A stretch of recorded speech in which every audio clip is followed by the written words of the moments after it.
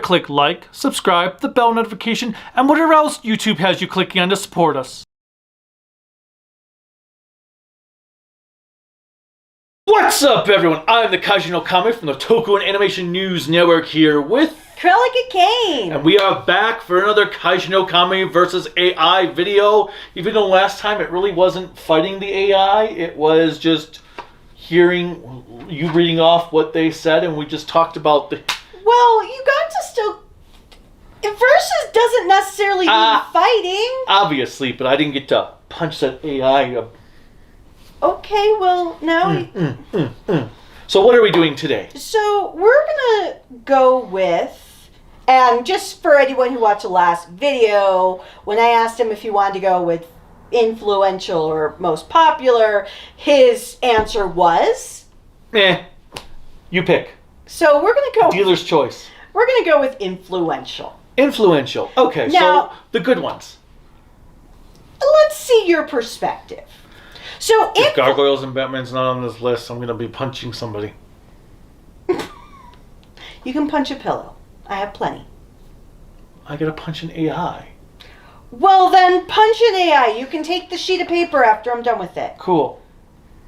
All right, so let's start this list. What do we got? So for influential, what this means is these are snapshots of different animations or cartoons that help propel different ways that animation moved throughout history. It helped inspire others. So that's the difference between popularity. So numero uno, Mickey Mouse, specifically with Steamboat Willie. AI says that it is influential because it marked the first synchronized sound in animation, setting a new standard. And it became also that symbol for Disney and paved the way for the rise of animated feature films. Now, do you agree that there's elements of influence that Mickey Mouse provided to animation, even if it's just to help understand the technique? I'm going to say yes. I've actually never watched Steamboat Willie. No shit. Seriously? I've only seen clips when they've shown clips in various movies or commercials, but I've never actually watched Steamboat Willie. So we're going to have you watch Steamboat Willie. But... Because seriously, did your parents just keep you locked in a closet? The amount of things that your parents did not this one inspire you to watch. Well, okay, I actually never really took an interest in Mickey Mouse. I was more of the Looney Tunes kid. Mickey Mouse, same here, Donald Duck, all of them, they're cool, but none of them are cool as Roadrunner and Taz. Well, yeah, I was more a Looney Tunes kid as well. So it was more for Mickey Mouse, it was just more of a choice. I just never took an interest. Okay, that's fair. I somewhat liked Pluto. Is that the dog? Yes. Well, if you're talking about the dog that doesn't speak. Yes. Okay, yes, Pluto. Okay. I did like Pluto, but I never really was... Well, you watched Rescue Rangers, right? Yeah. Chip and Dale? Well, okay, those, yes, but until Disney did Gargoyles, I was never the hugest Disney fan. Oh my god. Outside of Fantasia and...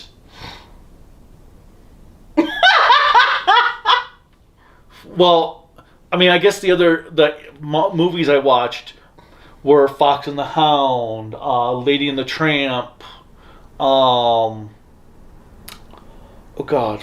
Well, I know you love Lion King, so maybe you like the Lion King I loved, and Aladdin. Aladdin I loved. Because my favorite Disney movie... Because actually I did like the Aladdin cartoon series too. Oh, yeah, I love the Aladdin cartoon series. Like, my favorite Disney movie, which is always still almost my all-time favorite animation movie, not anime, just animation, is still Sleeping Beauty.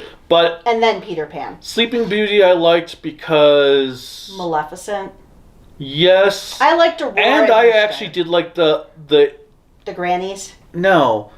Aurora's dress colors. all the dresses she had. Because the blue, the pinks. Well, that was because nobody liked what the other person was choosing between the grannies. But, and then never was too big on Snow White or Pinocchio. Oh, I hated Pinocchio. I actually hated Dumbo. I liked Little Mermaid. So you got into Disney later than most kids probably did. Never really got into Beauty and the Beast as a kid. What was the other one I saw? I'm trying to think. Well, non-Disney, I did like The Land Before Time. I actually never watched those movies. But I think There's only one. There's only one. I thought there was like 10. There's only one. Okay, moving on before we get into an actual argument. Number 2 of the most influential cartoons, and they're kind of going on that character, but like with Mickey Mouse, this character had many episodes, is Betty Boop, who was created in the 30s. I know nothing of Betty Boop. Well, I'm a huge fan of Betty Boop. Other than she looks like very inappropriate for kids. Okay. So Betty Boop, a lot of her inspirations came from a flapper style, Mae West, who was an actress back in the day of the 20s, 30s, and 40s. Betty Boop was actually the first, before anyone else, being the first female animated character. Oh, I thought you were going to say she was she was the first cartoon whore. Well, yes. But she was known as being that boundary between being adult and kid-oriented, because kids watched her, adults watched her. But yes, it was very suggestive for a lot of the cartoons. As well as her cartoons also had an element, I will say element of diversity when they had black characters in it too. Not that these black characters were treated respectfully in animation, but it did have diversity because of the jazz style that they incorporated. And that was black and white, so it was probably the typical, they were actually black with light lips. With white lips, yes. Thick white lips. Mm-hmm. That's why I said they weren't treated respectfully. But the fact that they had characters of color in, yes, black and white cartoons back in the day was something different. Third most influential is Popeye the Sailor Man from 1933. Was he really that old? Oh, I mean, I guess it makes sense since he's in public domain now, but... Well, and the reason is because everybody liked it, and per AI, the fun fact is that it helped increase consumption of spinach in the United States. Ooh. So it reminded me of the Twilight Zone episode where they were talking about, well, we don't do onions or... Because back then, even these cartoons, just for your awareness, I don't think Disney sponsors dictated a lot of what was shown in television back then. So you even had cartoon characters smoking. Yeah, I guess they were technically mini movies back then since there was no television at that time. Well, yeah, because you had cartoon characters smoking and different things like that. Actually, I remember seeing a television commercial for one of these entries coming up actually selling cigarettes. The Flintstones. Yeah, there's tons of commercials of Flintstones with cigarettes. So number 4 started in the 30s, which I actually didn't know they started that far back, is Looney Tunes and Merry Melodies. So both of these are the same company. Mm-hmm. But Merry Melodies was sometimes a little bit... I'm trying to think of the best way to call... Those were the non-character specific cartoons. But they also, sometimes in today's world, would be very inappropriate. Because those were the ones that they'd have all the cars of the future, or Yes. the TVs of the future, or the house of the future. The housewife of the future. How can she... So they were not very... Or like the singing crow. The Jim Crows. That's what they were based on. Jim Crow. No, I'm thinking the owl. The owl kid who wants to sing and... Yes, but there was a Merry Melodies cartoon that did have a bunch of crows that were based on Jim Crow. Because back in the 30s and 40s, cartoons were not... Oh, nice. wait, think about Bruno. Bruno was Popeye because Yes. Bluto was Mickey Mouse. Oh yes, Bluto. Well, I'm thinking of the one that was with the other dog, Goofy. I can't remember his name, but nevertheless. Moving on. So Looney Tunes did something that even Mickey Mouse couldn't do. Crossdress? Well, I was going to say what AI said is that their irreverent humor, clever writing, and vibrant animation style of Looney Tunes / Merry Melodies set a high standard for animated shorts and had a lasting influence in the development of animated comedy. Mm-hmm. Yes. Bugs Bunny, even in the 50s And nobody and 60s, had a problem with it back then. 50s and 60s, he cross-dressed zillions of times. My favorite episode is the one with the opera. What's Opera Doc? And That's, I think, hailed as being the top Looney Tunes episode Actually, ever. I do have a list for another day for top Looney Tunes that were influential. But Looney Tunes and Merry Melodies, some of the characters that they had created were Bugs Bunny, Daffy Duck, Porky Pig, Taz. Now, some of them were created much later on. Well, some of them were also just a random character in a short that then became a mainstay. Like Sylvester and Tweety Bird. And Porky. Because Porky, I think, he was just a one-off character that was in a short. Well, same thing with Elmer and, Gun Dude. Yosemite Sam? Yosemite Sam. How they got away with guns then, but it's no good now? I understand times change.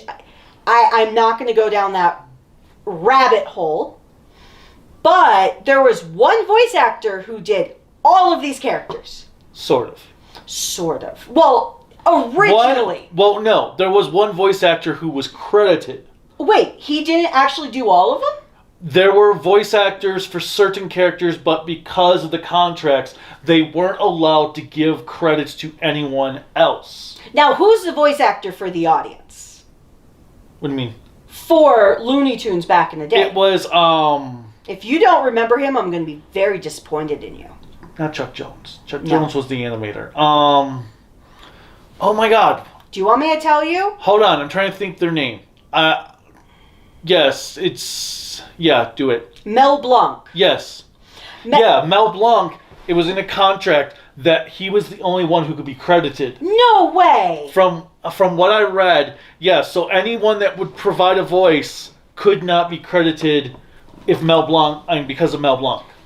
Okay, that's bullshit. Because there was... Actually, I think even The Simpsons talked about that in the Poochie episode. That Mel Blanc got all credits regardless of who might have voiced a side character or an animal that he didn't do. Mel Blanc also was featured in a lot... Well, actually... He was a very talented voice actor, but... They pretty much gave him full... Oh, that actually credits. Disappoints me and makes me a little sad because kind of reminds me of the whole Batman situation with Bob Kane and Bill Finger. And so Looney Tunes, well, I guess now I've learned something that even an AI didn't tell me, is that there was a lot of discrimination there, but Looney Tunes was significantly edgier than anything Disney did. So think of Disney as being child and family friendly, where Looney Tunes was family friendly, hinging on more adult humor. Because all of these cartoons, until the advent of the home television, were aired prior to movies. Because a movie experience is so much different than what we have today. It was where you would watch your news, you would watch any of the news cycles or newsreels, you would watch a bunch of cartoons, you would possibly watch a movie and a second movie. It was almost an all-day thing in the 20s, 30s, and 40s to actually enjoy it, because when you went home, you only had the radio. So many times the voice actors on any of these cartoons would also do radio shows of their characters as well. Because I actually listened to a radio show where Mel Blanc was doing stuff as Bugs Bunny and different things while he was on the radio. Alright, I'm not finding the thing about it, but I'm pretty sure... No, it's fine. Honey, as much as it disappoints me, I sadly have to say I'm not surprised, because it seems like contracts written at that time were very... Now, I don't know if it was because Mel Blanc demanded it, or if it was the studios that... Well, yeah, that's why I'm not going to hate on Mel Blanc, because I don't know what I don't know. Like, he was a very talented guy, because he did over 1,000 characters. Mel Blanc was one of my heroes because I heard him everywhere. Now, number 5, AI tells me that it's Snow White and the Seven Dwarfs as the most influential because it did an achievement that was never done before.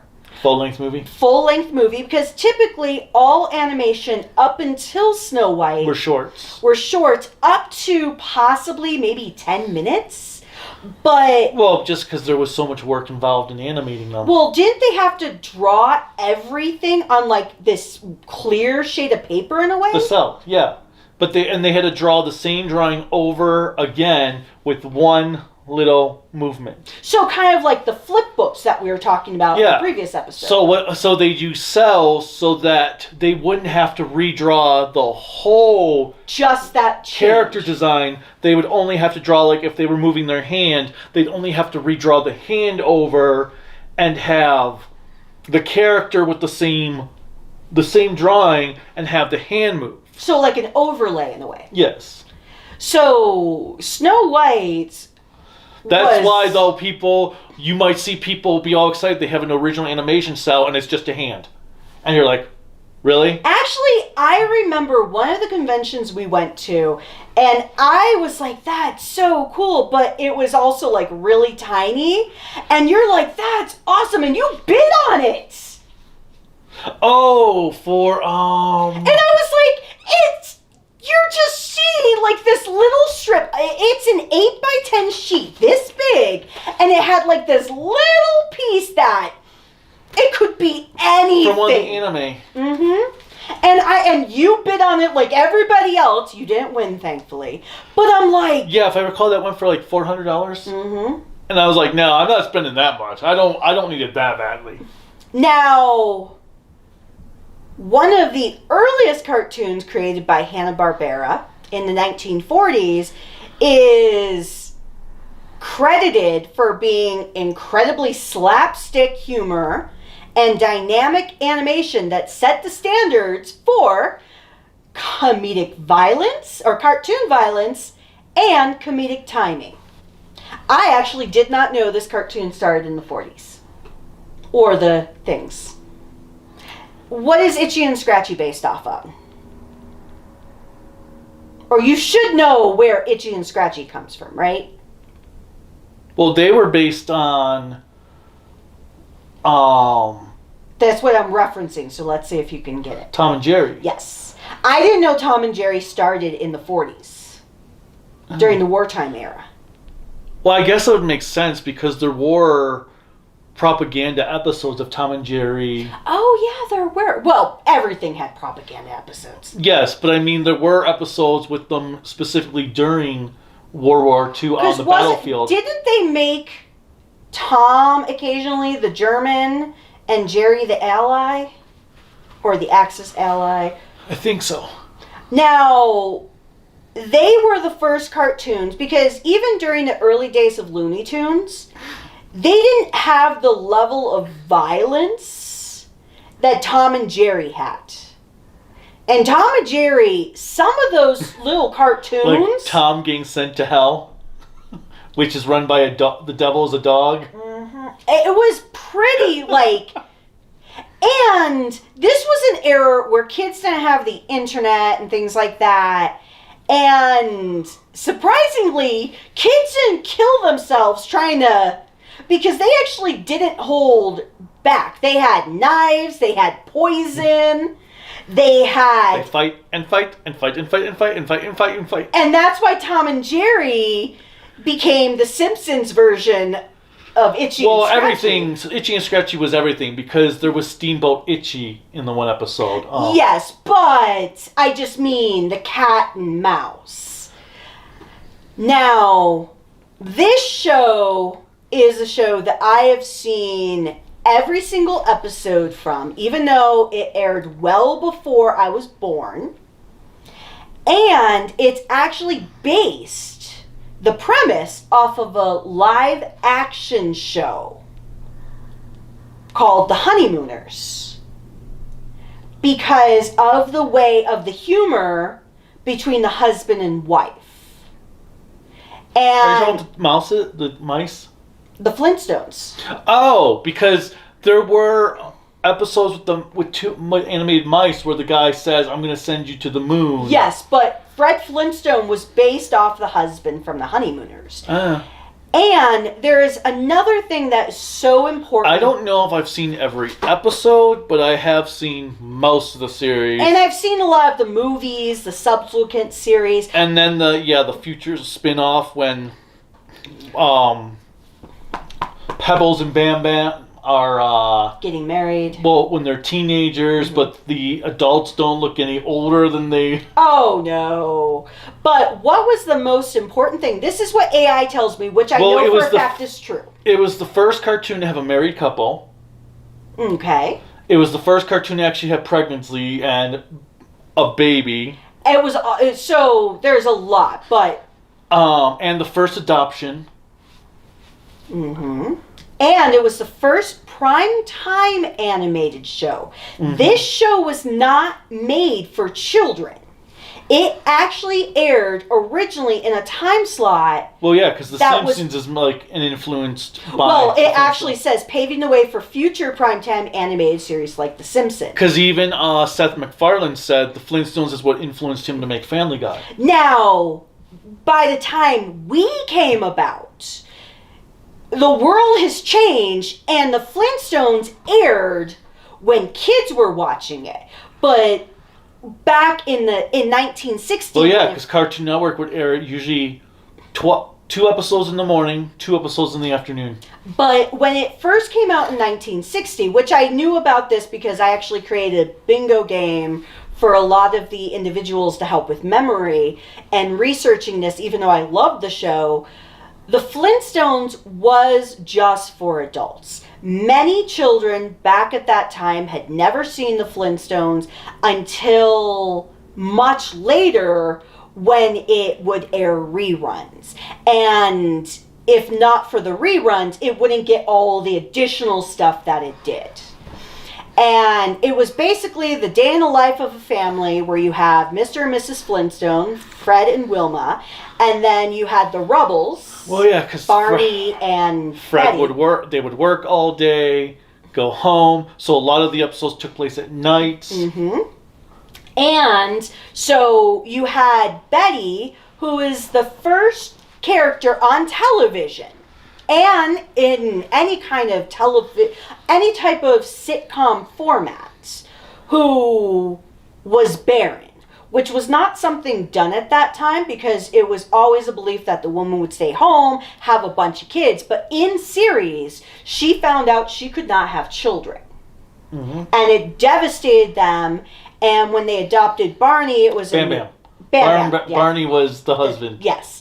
And Wilma was pregnant for a lot of episodes. Almost like and I'm saying a quarter of a season because this show aired pretty much year round. I don't think it was aired year round. But it aired. But she was pregnant for like an entire season, and it was like 40 episodes or so. I don't think it was that long, but yeah, she was pregnant on screen for so long. The only difference to today that was still traditional then is even though they're husband and wife, they slept in separate beds. It was a very common thing. Now, I am going to next talk about the next influential cartoon after he looks at the Flintstones.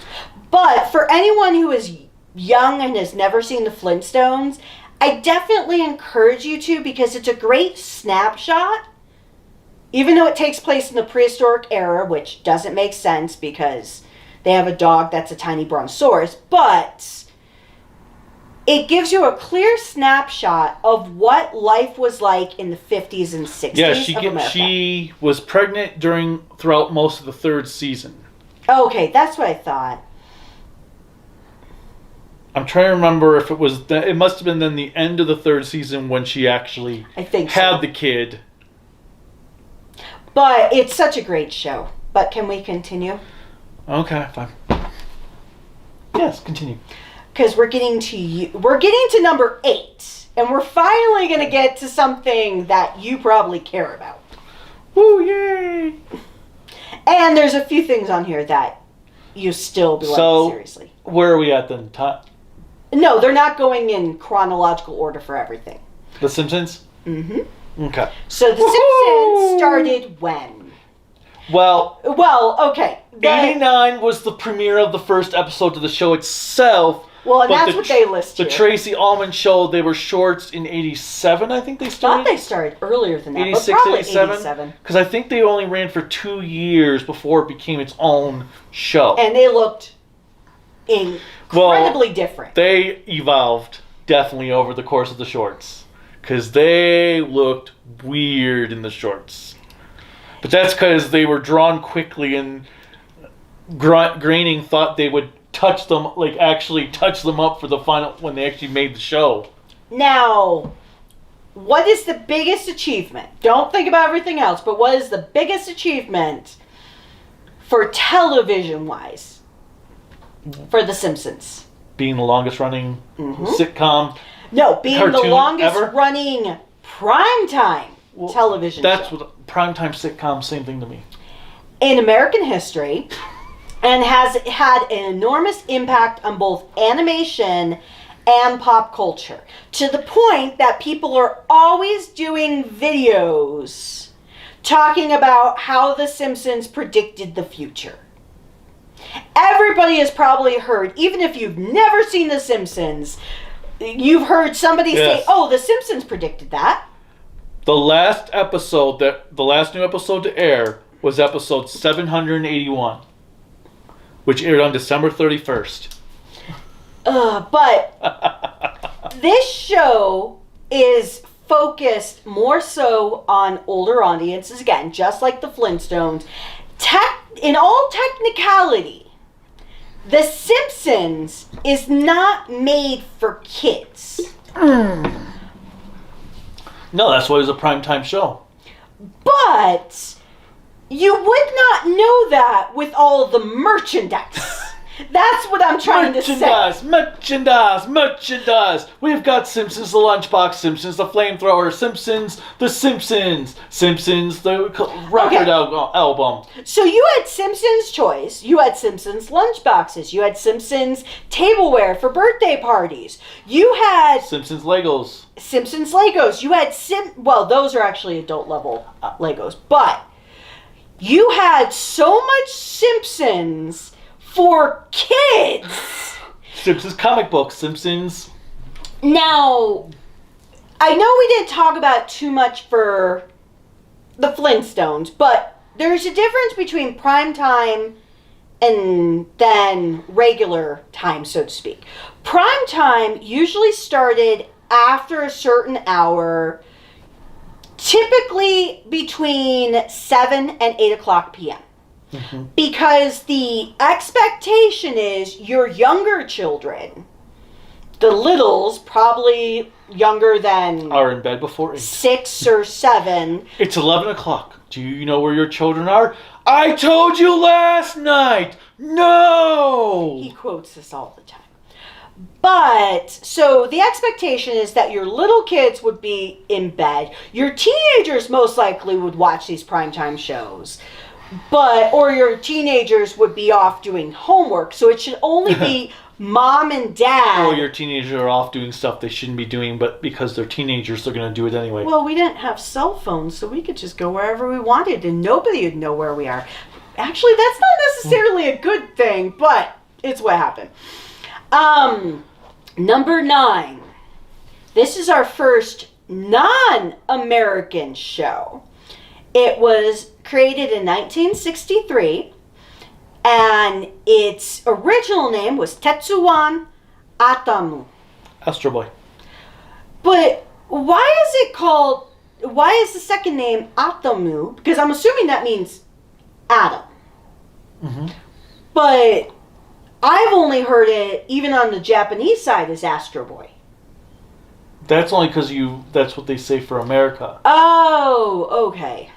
Now, this is... Tetsujan? Was that it? Tetsuwan. Tetsuwan? Tetsuwan Atom. Because I think it's Iron Man or Mechanical... No, not Mechanical. Iron Man Atom. But this is considered the first successful Japanese anime series, as it introduced many of the tropes and stylistic elements that would come to define anime, making it a cornerstone of other animation. Because in truth, even for the manga side of it, like one of my favorite animes, and, well, it's more so on the manga Mighty side. Atom. That's what it is. Oh, yes. But, or, actually, the literal translation is Iron Armed Atom.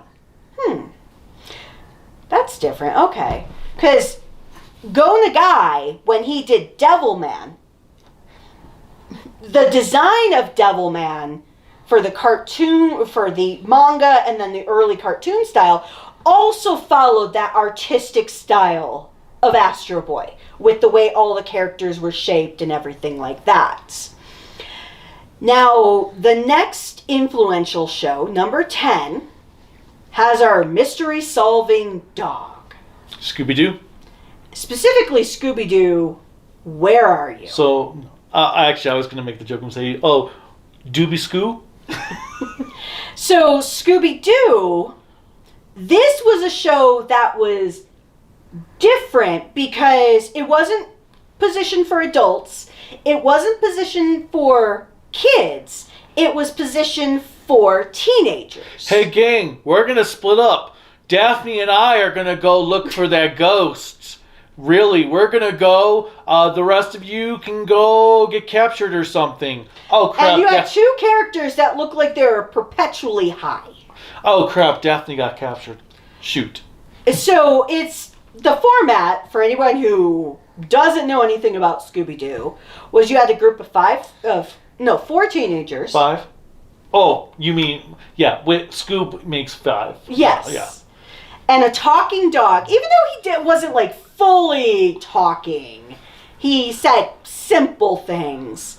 So you had Fred, who was the jock, Daphne, who was the princess, Velma, who was, I would say, probably the idiot savant.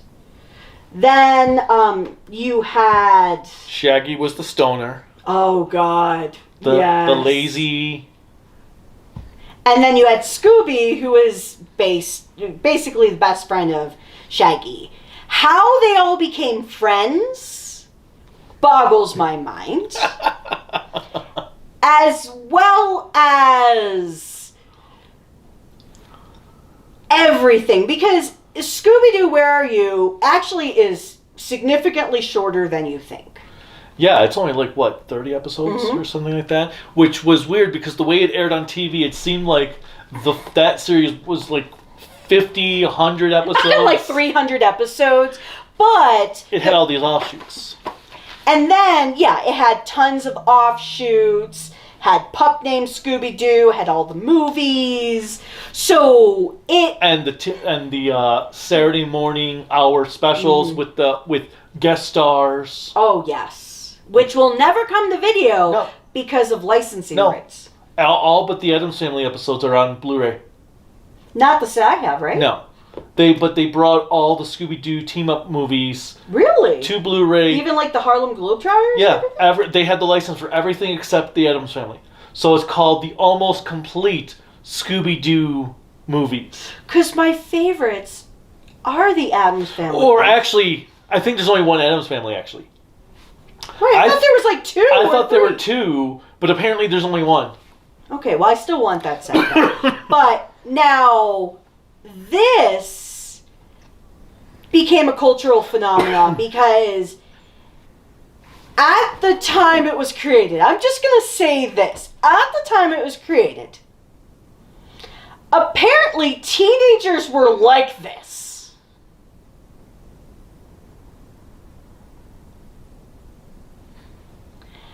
I'm just not wanting you to spit.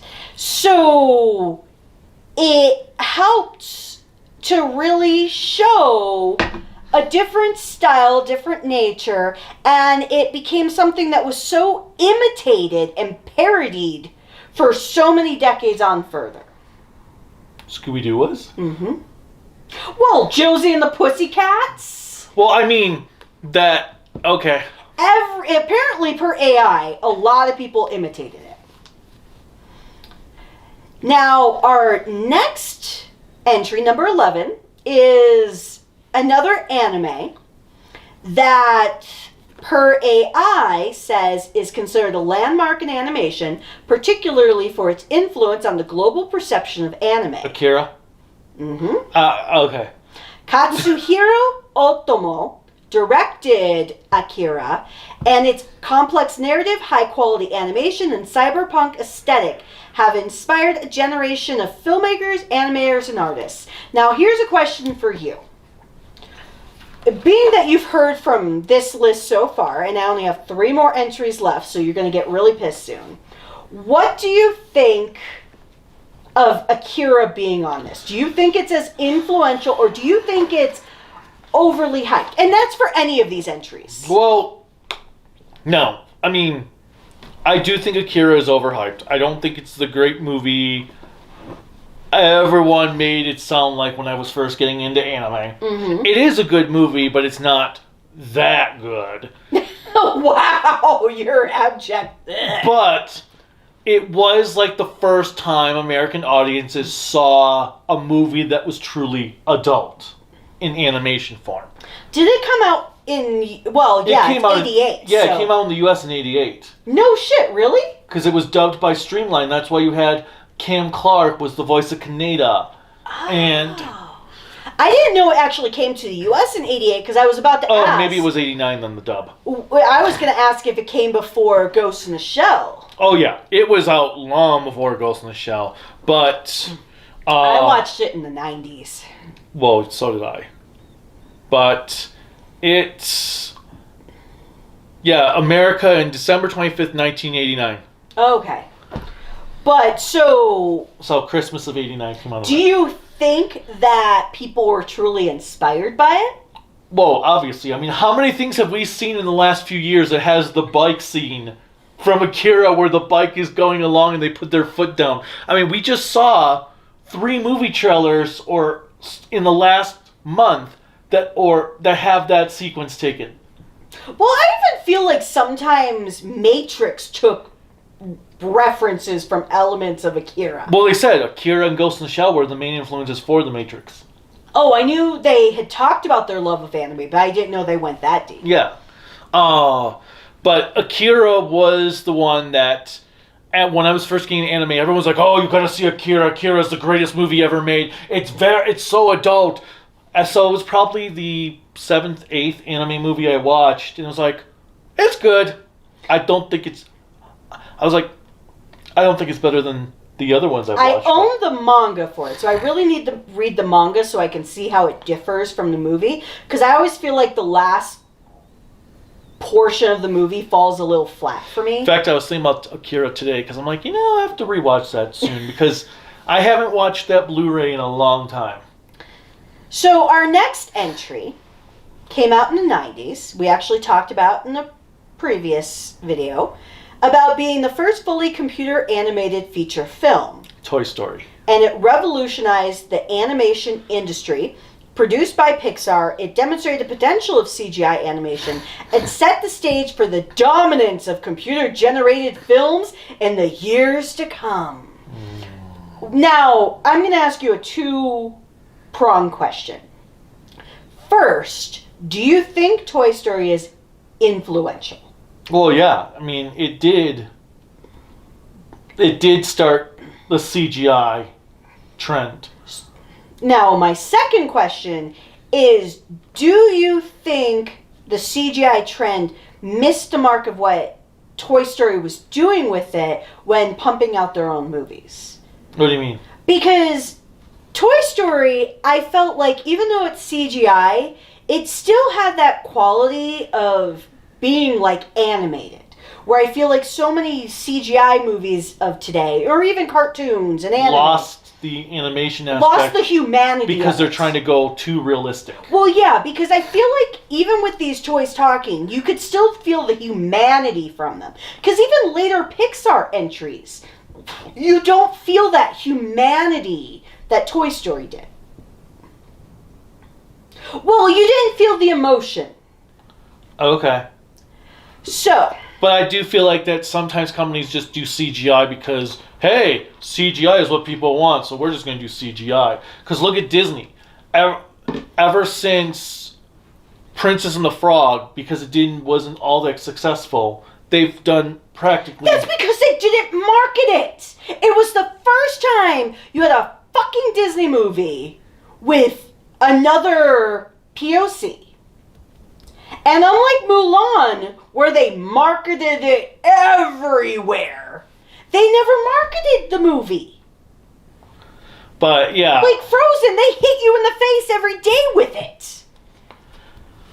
That's what I think the frustration is. And I also think people didn't understand the whole... But people also have gotten era. too reliant on CGI for their cartoons now. They don't... Everything is CGI based these days, and it's annoying because now it's like, okay, can I get some like traditional animation in my stuff again? So number 13 for influential is influential because it's the first series that demonstrates Western animation with Eastern storytelling and aesthetics. Avatar: The Last Airbender? Mm-hmm. Creating a critically acclaimed series that has... To the point where people think it's anime? Well, that's what I was going to say. That has been influential in expanding the scope of storytelling in Western animation. So, yes, Avatar... is not anime. It was created in America. It just takes elements of anime in that storytelling perspective to be very complex world building. It'd be like saying Bullet Train from a few years ago is a Japanese film because it has Japanese characters. Actually, some people think Bullet Train is a Japanese film. It's not. I know. But it's like saying that's Japanese because it's Japanese influence and has Japanese characters. No. It still was made by Americans for America. Now, you haven't watched Avatar, and I haven't watched enough of it, so I don't want to speak to my And we own it, that's the funny thing. I know. But do you think, just from all that you've heard of people talking about the show, that you do think it was influential for cartoons? Definitely from the story. Do you think cartoons got smarter in America because of it? Like, took risks? I would say yes, but then Steven Universe and Rick and Morty happened, so no. Actually, it's kind of funny. And Regular Show and all those things. It's kind of funny that you mention Rick and Morty and Steven Universe. Are they next? No, not them specifically, but our last entry, number 14, redefined what animated television could be, blending absurdist humor with deep emotional storytelling. I have thoughts on it from some of the episodes I've seen. It has influenced a new generation of animators and shows, including Steven Universe and Rick and Morty, and has helped shape the landscape of contemporary animation. What is it? Adventure Time. Oh, and that's what I was trying to think of, because I hate all this ugly, cheap, generic-looking animation that is so freaking cheap-looking. You said cheap twice. I know. I'm being cheap. But I didn't know that Adventure Time ran for 8 years. Yes. And the animation is terrible. And everybody mimics now because it's so cheap, but people like it because apparently people like things that look like shit. Well, so I remember in the early 2000s, we would go to our local anime convention here, and I would see so many people dressing up as the main character with the white hats. Oh, the blue hoodie with the white hat thing. No, I thought it was a blue t-shirt with the white. Oh, yeah, white whatever. Hat that goes over. And the book bag. And I was so confused. And everybody's like, oh, that's Adventure Time. I'm like, I was still even young compared to what my fake age is. And I'm like, I am lost. So I watched an episode or two, and I know it did certain things, like it had the first same-sex couple in a cartoon show. I guess 2 girls got together in it. Then what do you call Sailor Moon? Okay. I am saying what people have told me about the show. I was like, what? And, well, actually, I guess Sesame Street's not a cartoon, so that doesn't count. Well, Bert and Ernie. Okay. Nobody has come out publicly and said that Bert and Ernie, who sleep in the same bed, are there all the time together, are not our first gay couple on television. Well, no, actually, the first gay couple on television is, frickin', But yeah, I don't know if they still do it today with Bert and Ernie sleeping in the same bed or anything, but when I watched Sesame Street, even I knew something was different at that time. But, so, now, as we have completed our list of the top 14 most influential animations or cartoons, tell me your thoughts. Wow, you're incredibly silent. I mean, most of them made sense from a historical standpoint. I don't fully agree when things like Batman and X-Men are not even mentioned. Well, okay, how do you feel that Batman is influential? Well, compared to the others on here. Well, it really did start the superhero animation trend for the 90s superhero when you had Batman, X-Men, Spider-Man, Silver Surfer. Well, we had superhero cartoons. We had Super Friends. Yeah, I'm talking about quality. Well, that you got thematic storytelling with theatrical style, color, like quality animation in a cartoon series. Did X-Men do that? Storytelling, yes. Animation, not so much. Did your Spider-Man series do that? They tried. But it was like X-Men. They had ideas, but it didn't work out in the long run. Any other series that you would replace on here for influential that you feel really elevated and helped elevate other shows? Well, I mean, it's hard to say because Gargoyles, you had that episode that taught about gun safety, that used an actual gun. And I think that was a one-off compared to other shows out there. So it's hard to say, because I get why they put the stuff on their list, most of them. I don't get, I don't agree with Adventure Time, but... But it's true, though. Yeah. You have to agree, it's sad but true. And by this time... It's also sad the fact that that's like the last influential cartoon. Well, it came out in 2010, so that's 15 years ago. Yeah, that's what I'm saying. Nothing influential has come out since. Not per this list, no. There's got to be something that has come out that has been influential in animation. Well, you also have to think about the fact that this is that even though we still watch cartoons to a degree, 2010, at that point, I will say I was probably watching more anime. Okay. And I was probably watching more classic Not replacing anime. anything on the list, but Gundam should have been on there. Because Gundam was the first series to really take robot anime into a more serious approach. Because a lot of the time, you had super robot anime, but the super robot anime was more cartoony. Mm-hmm.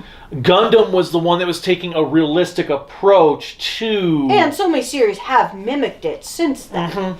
But Gundam was the first one that was truly like all about the politics, the story, the characters, not just as many gimmicks as you can have a robot pull out. Because even Tomino, one of the things he hated about some of the Gundam episodes was when they did have super robot elements in it, he felt it took away from his themes of the show. Okay. So Gundam should have been in there as an influence.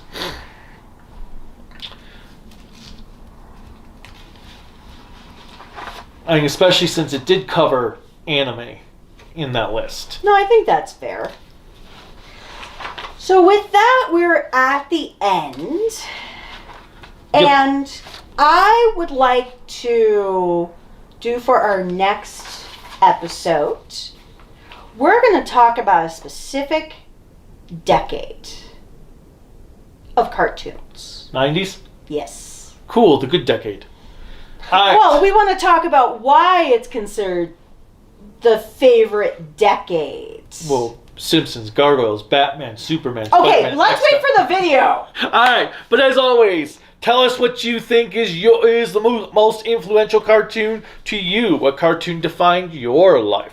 Click like, subscribe, the bell notification, whatever else YouTube has you clicking on to support us. You can support us on Patreon and Bluesky at tokuaannetwork, Facebook, Instagram, Discord. I figure I'm forgetting something at Kaiju no Kami. And our website is creativitybydesignllc.com. You can buy cool Kaiju no Kami merchandise at creativitybydesignllc.com/shop. There's a link in the description below. And you can also support us on GoFundMe if you can. There's a link on that below as well. It will help the future of the channel because we are almost 10 years. And if we get some more, admittedly, or actually by the time this video comes out, it will be past my 10 years. Mm-hmm. Since my first video was released on January 19th, 2015. Oh, wow. Yep. So, that's all for now. Until next time. Bye.